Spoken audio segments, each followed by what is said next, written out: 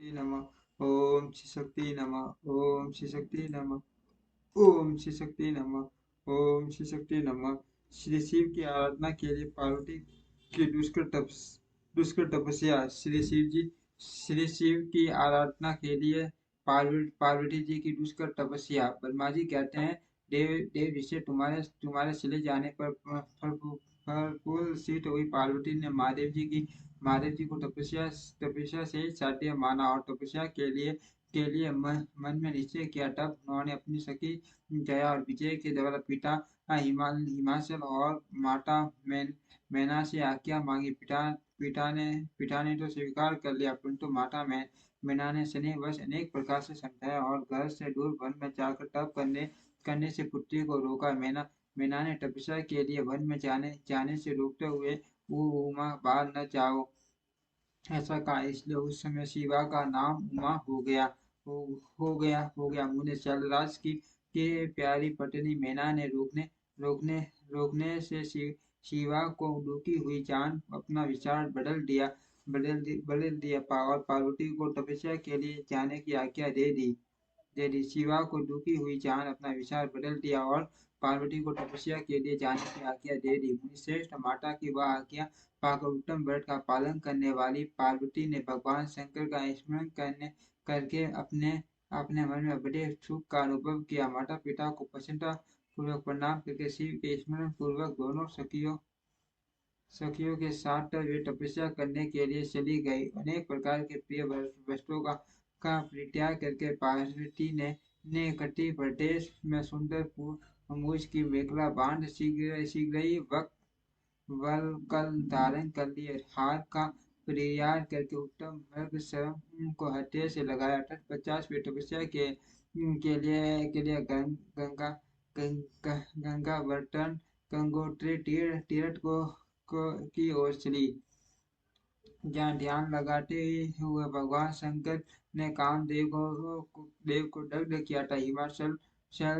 हिमालय का वह शिखर गंगावर्तन के नाम से प्रसिद्ध है। वही परम उत्तम संगीत तीर्थ में पार्वती ने तपस्या प्रारंभ की। गौरी के तप करने से ही उसका गौरी शिखर नाम हो गया। मुने शिवा ने अपने तप की परीक्षा के लिए वहाँ बहुत से सुंदर एवं पवित्र वृक्ष लगाए, जो फल देने वाले थे। सुंदर पार्वती ने पहले भूमि शुद्धि करके वहाँ एक वेदी का निर्माण किया। तदनंतर ऐसी तपस्या आरंभ की जो मुनियों लिए भी दुष्कर थे। वे मन सहित संपूर्ण इंद्रियों को शीघ्र ही काबू में करके उस वेदी पर उस कोटि की तपस्या करने लगी थी।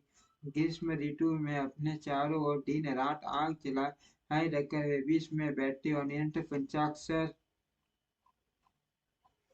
मंत्र का जप करती जप करती।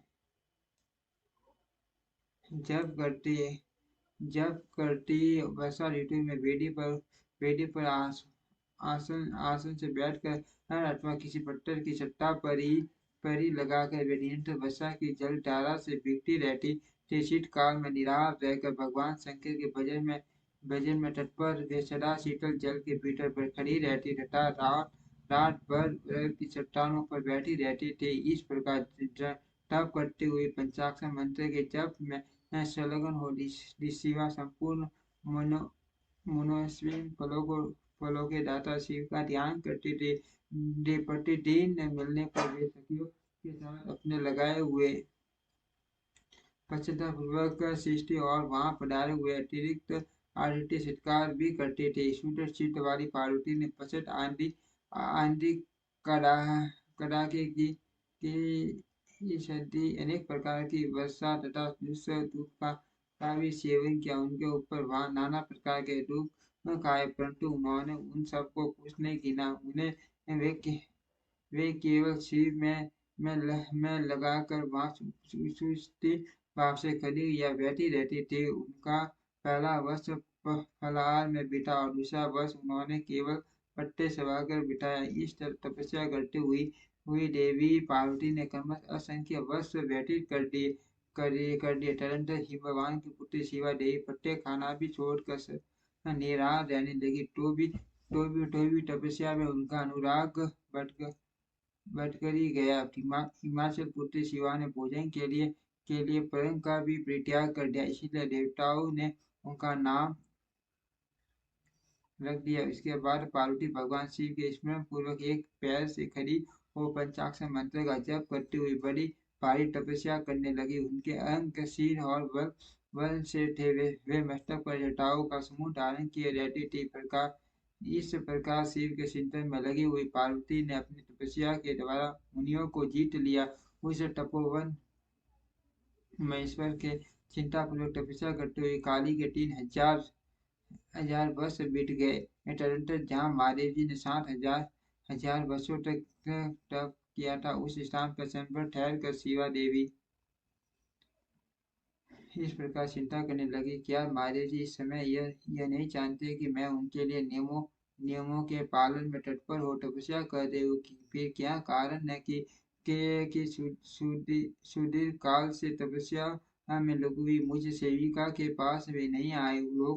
लोक में वेद में और मुनियों द्वारा सदा गिरीश गिरीश की महिमा का गान किया जाता है। सब यही कहते हैं कि भगवान शंकर सर्वज्ञ सर्वात्मा सर्वदर्शी समस्त ऐश्वर्यों के दाता दिव्य शक्ति सबके के मनोभावों को समझ लेने वाले भक्तों को उनकी अभीष्ट वस्तु देने वाले और सदा समस्त क्लेशों का निवारण करने वाले। यदि मैं समस्त कामनाओं का परित्याग करके भगवान कृष्ण में अनुरूप हुई हो तो वे कल्याणकारी भगवान शिव या मुझ पर प्रसन्न हो। यदि मैंने नारद तंत्रों के शिव पंचाक्षर मंत्र का सदा उत्तम भक्तिभाव से विधि पूर्वक जप किया हो तो भगवान शंकर मुझ पर प्रसन्न हो। यदि मैं सर्वेश्वर शिव की भक्ति से युक्त एवं निर्विकार हो तो भगवान शंकर मुझ पर अत्यंत प्रसन्न हो। इस तरह नित्य चिंतन करते हुए जटा बल बलकधारिणी ने निर्विकार पार्वती मुंह नीचे किए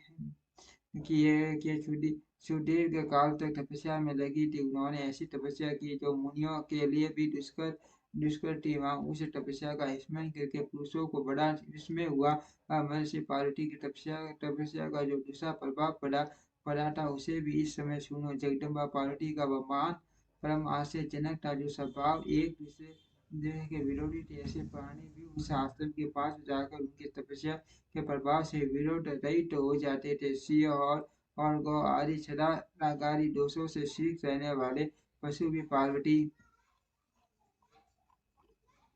के तप की महिमा से वहाँ परस्पर बाधा नहीं पहुँचाते थे। मुनिषे सिंह के अतिरिक्त जो स्वभावत एक दूसरे के वैरी हैं, वे चूहे बिल्ली आदि दूसरे जीव भी उस आश्रम पर कभी रोष आदि विकारों से युक्त नहीं होते थे। वहाँ के सभी वृक्षों में सदा सदा फल लगे रहते थे। भांति भांति के तन और विशिष्ट पुष्प उस वन की शोभा बढ़ा देते। वहाँ का सारा वन प्रांत कैलाश के समान हो गया। पार्वती की तप की सिद्धि का साकार रूप बन गया। ओम श्री शक्ति नमः। ओम श्री शक्ति नमः।